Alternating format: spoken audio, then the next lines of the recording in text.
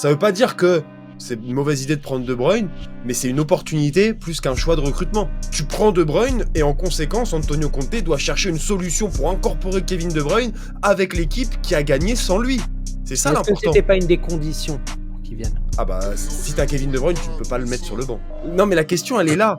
En fait, c'est de trouver un équilibre tactique qui permet d'intégrer Kevin De Bruyne, mais en même temps de continuer à maintenir cette compétitivité et ce niveau de performance. Parce qu'avec le schéma actuel, tu te passes de percussion.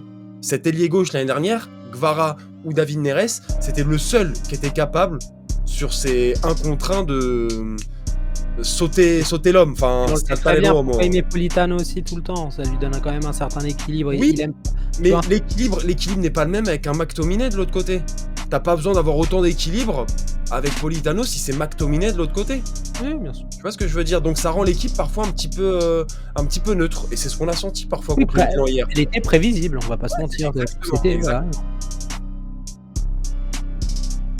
Ça veut pas dire que c'est une mauvaise idée de prendre De Bruyne, mais c'est une opportunité plus qu'un choix de recrutement. Tu prends De Bruyne et en conséquence, Antonio Conte doit chercher une solution pour incorporer Kevin De Bruyne avec l'équipe qui a gagné sans lui.